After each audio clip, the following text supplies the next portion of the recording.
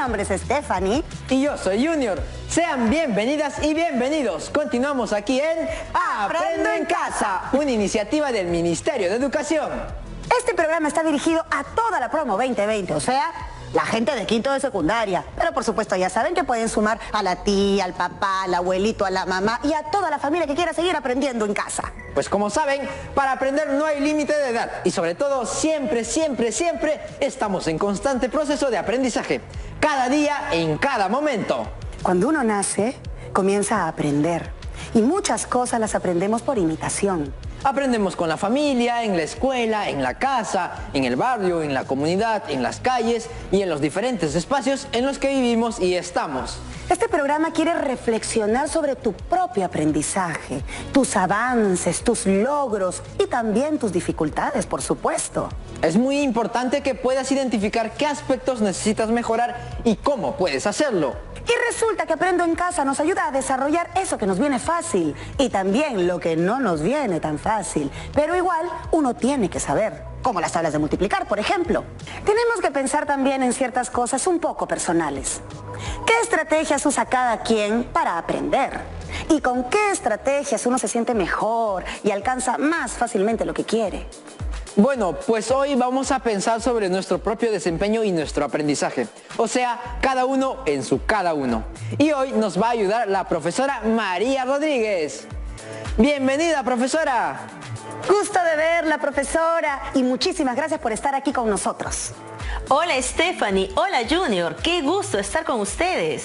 Estábamos hablando sobre el propósito de este programa. Pues hoy vamos a reflexionar sobre el aprendizaje que ha tenido cada uno, los avances, los logros y también las dificultades para mejorar la forma como aprendemos y desarrollar nuestras capacidades y actitudes. Parece complicado, profesora.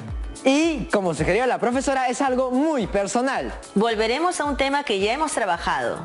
Los conflictos sociales. Precisamente, primero lo que son. Pues los conflictos sociales en una región o en todo el país expresan tensión entre sectores sociales.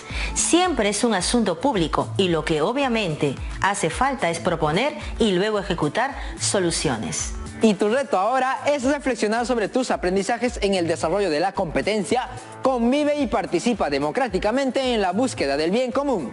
Pero primero hay que hablar con las y los chicos de la promo 2020. Queremos que nos cuenten cómo les fue con su reto que era... construir un texto argumentativo con las dimensiones de un conflicto social y tus propuestas para su solución desde tu propia posición ética.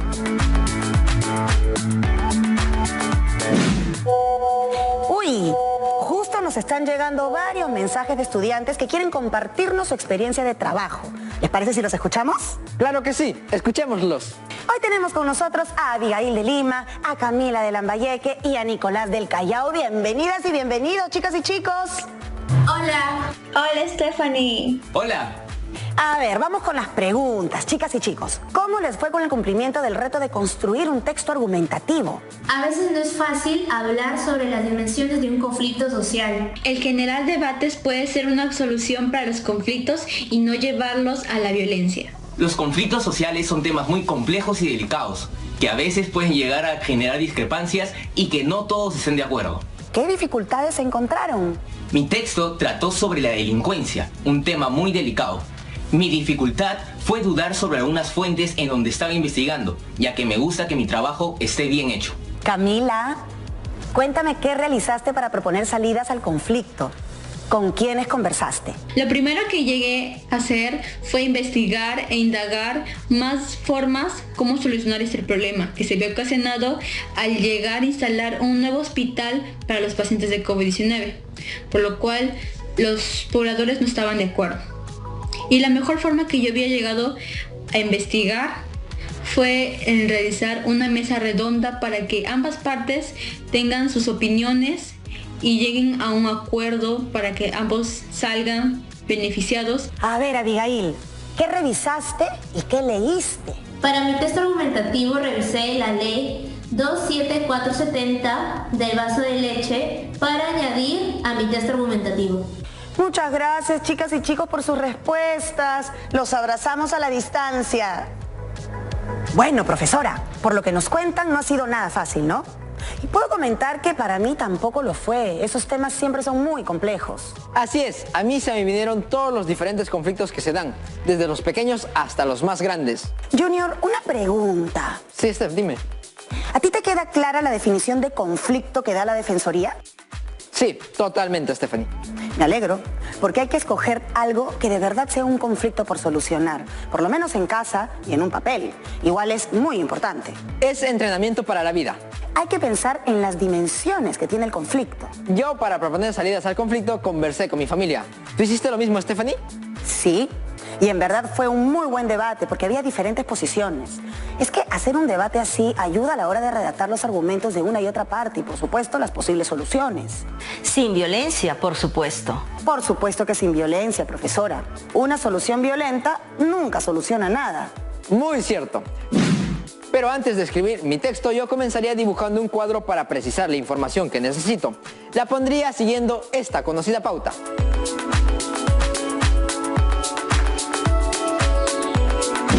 Y con mis necesidades ya un poco desarrolladas, conversaría con mi hermano. Juntos recordaríamos algunos de los conflictos que ha habido en mi barrio y de ahí yo seleccionaría varios como ejemplos. A mí me ayudaría a conversarlo para aclarar mis ideas y sustentar, porque las soluciones tienen que darse desde el diálogo. Es muy importante saber bien lo que es un conflicto y las clases de conflicto que existen. Luego hay que revisar lo que llaman las dimensiones de los conflictos, pero sobre todo importa lo del diálogo. Profesora, hemos hablado solo nosotros.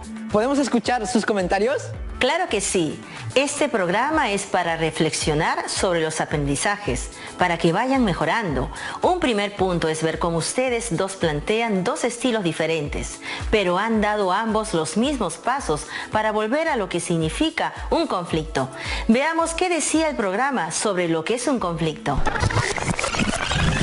Un conflicto social es un proceso complejo en el que sectores de la sociedad, el Estado o las empresas perciben que sus objetivos, intereses, valores o necesidades son contradictorios. Estamos, pues, ante demandas de numerosas personas que se sienten amenazadas o perjudicadas por la contaminación de un río, la mala prestación de un servicio público, la afectación a sus derechos laborales u otros motivos, y que se movilizan para buscar explicaciones sobre lo ocurrido y encontrar soluciones.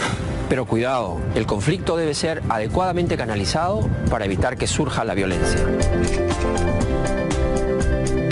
Cada conflicto tiene por lo menos 3 elementos que lo componen. 1. Los actores.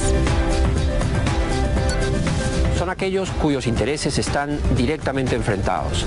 De un lado, los que plantean las demandas y del otro, los presuntos responsables de los problemas. También son actores los que colaboran en la solución de los problemas. Por ejemplo, la Defensoría del Pueblo. 2. Los problemas. En principio, no hay una misma perspectiva entre las partes. Cada quien habla desde sus propios intereses o creencias, pero si se hace un buen análisis y se comunica la información, se puede ir avanzando hacia ideas cada vez más compartidas. 3. El proceso. Es la manera como discurre el conflicto, su dinámica. Pueden haber protestas sociales o medidas de fuerza destinadas a presionar para alcanzar los objetivos, pero pueden haber también procesos de diálogo guiados por reglas aceptadas por las partes, o reuniones precarias y poco confiables. Pero también se puede contar con facilitadores o mediadores o tener una negociación directa. Está claro que los procesos que están más cerca de alcanzar soluciones son aquellos que tienen legitimidad y que son colaborativos y eficaces. La Defensoría del Pueblo nos dice que un conflicto social debe ser entendido como un proceso complejo en el cual sectores de la sociedad, el Estado y las empresas perciben que sus objetivos, intereses, valores o necesidades son contradictorios y esa contradicción puede derivar en violencia.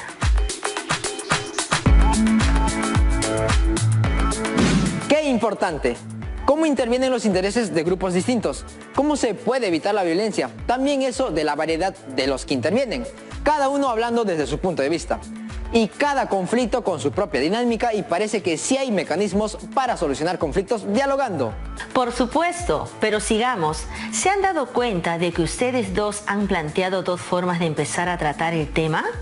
Junior sugiere un cuadro y Stephanie conversar con la familia.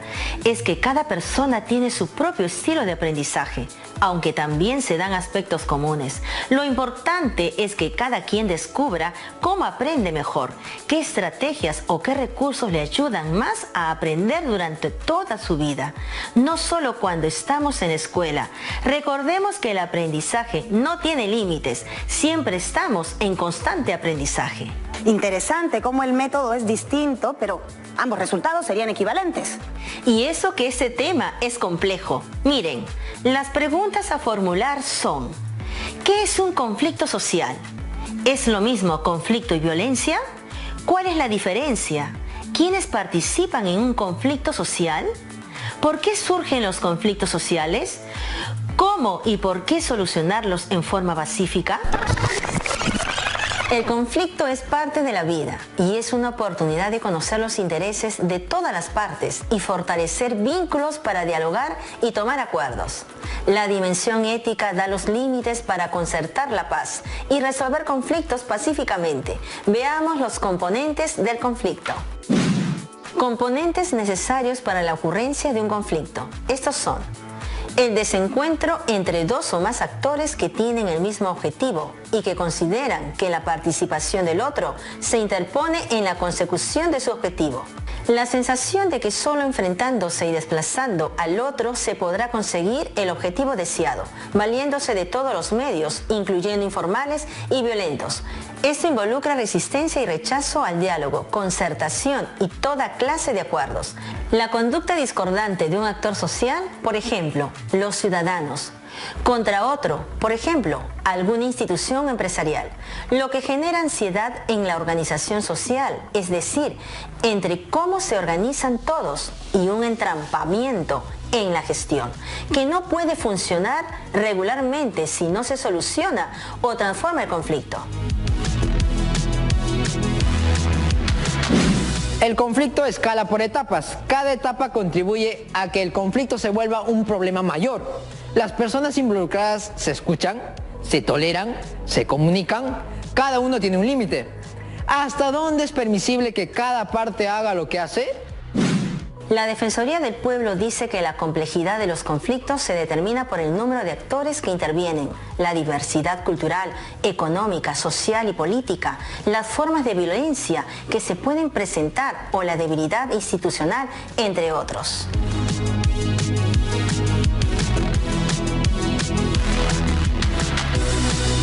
¿Por qué el diálogo no es suficiente para solucionar las diferencias de ambas partes? Existe un tema de fondo, que son las intenciones. ¿Tienes buenas o malas intenciones? ¿Qué hace que sean buenas o malas? Los límites, lo que implica esas intenciones, los medios y los fines que tengan. Todo tiene un límite y allí radica el punto ético. El derecho a la vida es un derecho universal y es por eso que como sociedad tenemos deberes y la ética nos sirve para respetarnos. Es un deber hacerlo. La ética está siempre del lado del deber ser. Sin embargo, reconocer que existe un conflicto es un primer paso. Además, no todos los conflictos llegan a la violencia. Sabemos que conflicto y violencia no son sinónimos. Reconocer un conflicto y manejarlo por vías pacíficas es una propuesta para la cultura de paz. La ética pone los límites, por eso es importante que cada quien argumente desde una posición ética. Profesora, estaba recordando lo que se explicó en el programa sobre este tema. Galton decía que hacer consciente la contradicción y mala disposición es un requisito para el tratamiento del conflicto. Es una actitud que podría llevar a su transformación positiva. Lo que dificulta el diálogo es la falta de comunicación asertiva y la falta de ética en la convivencia. Efectivamente, y Galton tenía razón. También debemos aprender a comunicarnos mejor. Los conflictos sociales se solucionan mediante ciertos mecanismos establecidos. Uno es el diálogo. Este es central para nuestro país. Según la definición de las Naciones Unidas, la cultura de paz consiste en una serie de valores, actitudes y comportamientos que rechazan la violencia y previenen los conflictos tratando de atacar sus causas para solucionar los problemas mediante el diálogo y la negociación entre las personas, los grupos y las naciones. Pero sigamos profundizando. Es inevitable ser parte del tejido social y que exista una consecuencia de cada decisión voluntaria o involuntaria.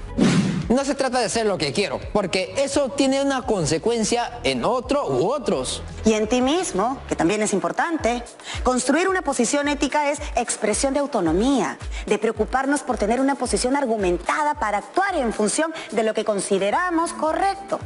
He ahí los límites de los que hablábamos. Hacer lo que quieras se sustenta en algo, en tus creencias, forma de ver las cosas, y la argumentación ética se apoya en que para explicar sus decisiones, las personas pueden apelar a su cosmovisión, a su forma de comprender la realización individual o colectiva, a la noción de integridad moral, que entiende ciertos derechos como principios no negociables, derecho a la vida digna, por ejemplo, o cómo gestionar recursos y relaciones interpersonales.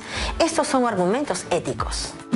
Así es, cada día tomamos decisiones, pero cuando hay problemas y se da un conflicto, la decisión que tomemos sobre cómo enfrentarlo, solamente eso, cómo enfrentarlo, impactará en su solución o en su entrampamiento. ¿Qué tenemos que hacer para convivir pacíficamente? Pensar antes de actuar, preguntarnos por nuestras razones y si éstas respetan los derechos y responden a los deberes de uno mismo y de las otras personas. Actuar con actitudes de empatía, tolerancia y apertura al diálogo cuando se tiene una duda o se sospecha de algo. Ser asertivo en la comunicación, decir las cosas que piensas utilizando mecanismos de comunicación no violentos. Buscar la integración, entender las necesidades de todos que a veces desconocemos, consensuar y llegar a acuerdos, saberse despegar de egoísmos, buscar el bien común sin atentar a los derechos de otros. Recuerdo que también se mencionó al derecho, las leyes. Veamos. Podemos rescatar los argumentos desde una perspectiva legal. Los retos de la globalización nos invitan a conocer nuestros derechos y a cumplir nuestros deberes. Para responder al propósito de este programa, les dejo algunas preguntas. ¿Qué estrategias usaron para identificar y comprender lo que es un conflicto social? ¿Qué recursos usaron para identificar y analizar las dimensiones de un conflicto social? ¿Tuvieron dificultades para redactar su texto argumentativo? ¿Cuáles? ¿Las solucionaron? ¿Cómo? Y si no tuvieron dificultades, ¿cómo así? Y para las propuestas de solución desde su posición ética, ¿qué tuvieron en cuenta? ¿Cómo formularon su posición ética? ¿Por qué? Profesora, tenemos muchas preguntas de los estudiantes de la promo 2020 y la primera es de Ángeles desde la región de Loreto. Hola Stephanie Junior, hola profesora. En el video se menciona la participación de la Defensoría del Pueblo. Quería saber, ¿por qué participa? Participa porque es una de sus funciones. En nuestro país, la Defensoría del Pueblo es un organismo constitucionalmente autónomo. Su mandato es para defender los derechos fundamentales de la persona y la comunidad, supervisar el cumplimiento de los deberes de la administración estatal, supervisar la adecuada prestación de los servicios públicos a la ciudadanía.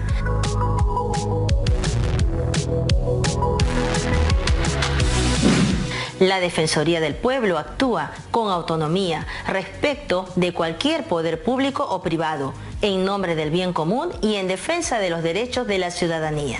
Profesora, acá tenemos otra pregunta más. Es de Jordan desde la región de Junín. Hola, gracias por invitarme. El video menciona que el proceso de diálogo para solucionar conflictos toma tiempo. ¿Qué significa eso? ¿Podrían darnos más información, por favor? Claro, te cuento que el informe especial número 026-2020-DP de la Defensoría del Pueblo menciona que el tiempo promedio de duración de un proceso de diálogo es de aproximadamente 8 meses, unos 260 días. Existen procesos de diálogo que duran un solo día y otros que se pueden extender hasta los 84 meses. Esto dependerá mucho de la continuidad de los representantes en la mesa, el cambio de posturas sobre el conflicto, la prisa por llegar a acuerdos definitivos, entre otros. Y la última es de Pierina de Arequipa. ¿Qué elementos podría mencionar para que se dé una comunicación asertiva? Qué importante es tu pregunta. Recordemos que la comunicación es el proceso de transmisión de un mensaje o una información entre un emisor, quien genera el mensaje, y uno o más receptores, quienes reciben el mensaje, empleando un código específico como el idioma. Ahora bien, llamamos comunicación asertiva a las formas de comunicación diseñadas o pensadas para transmitir de manera mucho más eficaz un mensaje. Profesora, esas han sido todas las preguntas de hoy. Y ahora sí, hemos llegado a la parte final de la reflexión. Así es, Stephanie. Y ahora invitamos a las chicas y chicos de la promo a valorar su proceso de reflexión sobre su aprendizaje con la siguiente lista de cotejo. ¿Identifiqué mis logros? ¿Identifiqué aspectos en mi aprendizaje en los cuales puedo mejorar? ¿He reflexionado sobre cómo me organizo para alcanzar el reto? ¿Identifiqué las estrategias que me ayudan más en mi aprendizaje?